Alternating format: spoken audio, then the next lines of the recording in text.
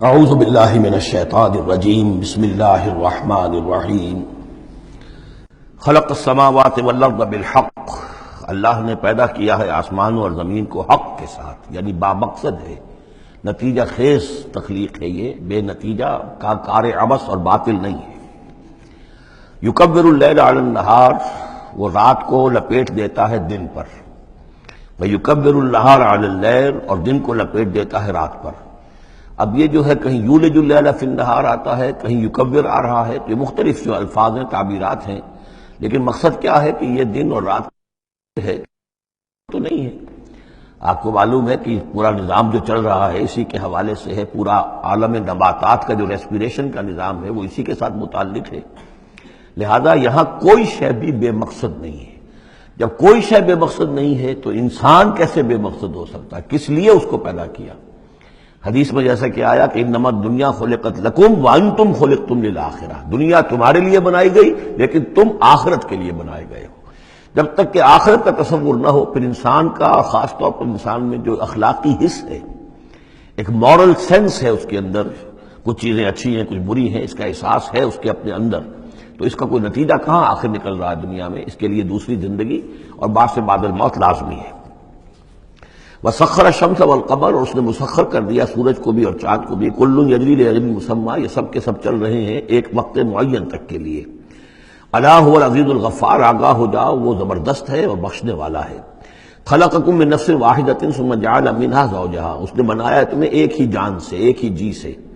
اب اس کو جو لوگ ایولیوشن کو مانتے ہیں یا سمجھتے ہیں کہ قرآن مجید کے ساتھ اس کے بعض اجزاء کی مطابقت ہے، وہ تعبیر کرتے ہیں کہ ایک ہی، یعنی ابتدا میں جو حیوانات پیدا کیے گئے ہیں، جو لوور اینیملز ہیں، بالکل شروع میں ان میں سیکس نہیں تھا، جیسے کہ انیبا ہے، وہ بس دو حصوں میں تقسیم ہو گیا، یہی اس کی اولاد ہو گئی، وہ جو باپ کہہ لے ماں کہہ لے وہ ایک ہی ہے۔ اس کے بعد ایسے بھی پیدا ہوئے کہ جن میں ایک ہی جانور میں دونوں سیکس ہیں۔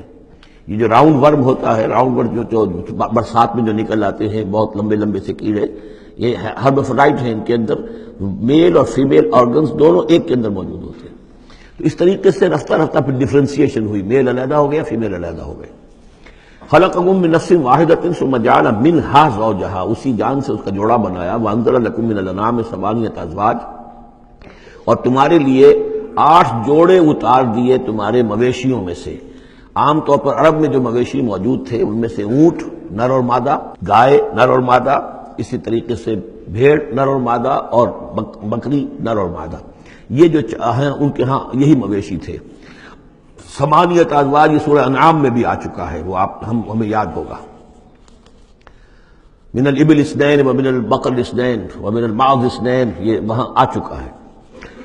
یخلقکم فی بطون امہاتکم، اور وہ تمہیں پیدا کرتا ہے تمہاری ماؤں کے پیٹوں میں، خلقن بعد خلق، ایک خلق کے بعد دوسری خلق، تخلیق کے بعد مراحل ہیں اس کے، نطفہ ہے، علقہ ہے، مضغہ ہے، مخلقہ اور غیر مخلقہ، پھر اس کو جو، اور پھر خلقن آخر، ایک اور ہی تخلیق ہے۔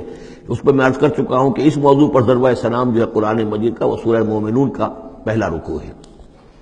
فی ظلمات ثلاث، یہ ذکر یہاں آیا ہے، 3 پردوں کے اندر تخلیق ہو رہی ہے۔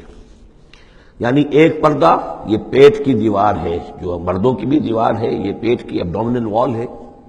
دوسرا پردہ پھر جو یوٹرس ہے، رحم ہے ماں کا، اس کی موٹی دیوار ہے۔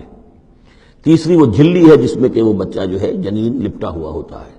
اب دیکھیے یہ بھی ظاہر بات ہے، اس وقت جو ہے جینیٹکس بھی نہیں پڑھائے گئے تھے، نہ یہ پڑھائی گئی تھی ایمبریولوجی، کچھ بھی نہیں تھا، لیکن فی ظلمات ثلاث، یہی وجہ ہے جو میں نے آپ کو بار بار بتایا ہے کہ کیتھل مور جو کہ ایمبریولوجی پر اس وقت دنیا کی سب سے بڑی اتھارٹی سمجھا جاتا ہے، اس نے مانا ہے کہ قرآن مجید میں جس طریقے سے یہ بیان ہوا ہے واقعتاً حیران کن ہے۔ تو 3 پردوں کے اندر اللہ جیسا چاہتا بنا رہا ہے، اس کا منہ قلم تو اللہ ہی کا نا، شکل بنا رہا ہے اس کی جو بھی کر رہا ہے، اب ہم اس کو تشبیہ تو نہیں دے سکتے، لیکن اللہ بنا رہا ہے۔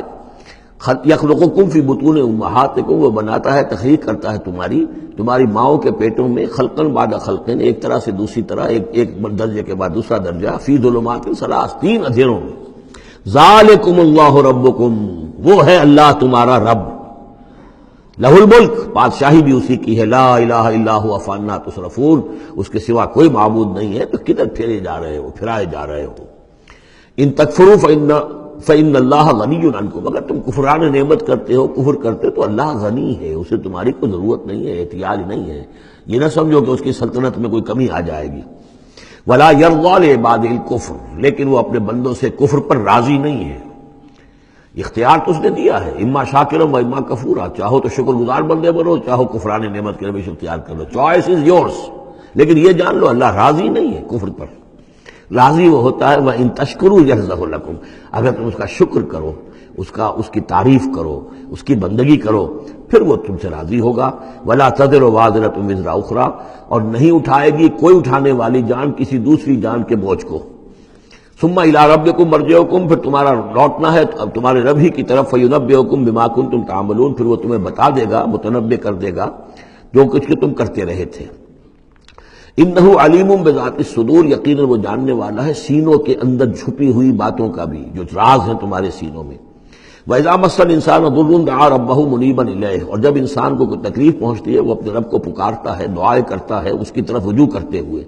ثم اذا خوله نعمة منه، اور جب اللہ تعالیٰ اس کو اڑا دیتا ہے، اس کے گرد اپنی نعمت کا خول لے آتا ہے، خوله اسے لپیٹ لیتا ہے اپنی نعمت میں، نسی ما کان یدعو الیہ من قبل، تو جو پہلے وہ جس چیز کے لیے اللہ سے دعائیں کر رہا تھا سب بھول جاتا ہے۔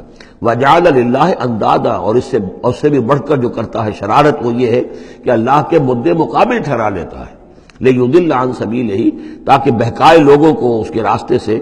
قل تمتع، تو اللہ تعالیٰ کی طرف فرمایا جا رہا ہے نبی کہہ دیجئے اٹھا لو کچھ دنیا کے کچھ جو مزے ہیں وہ لوٹ لو، بے کفر کا، اپنے کفر کے ساتھ، قلیلاً، لیکن بہت کم، چند دن کی زندگی ہے، اس میں جو تمہیں عیاشی کرنی ہے کر لو۔ انک من اصحاب النار، پھر مستقل طور پر تو تم آگ والے ہو، تمہیں آگ کے اندر جھونکا جائے گا۔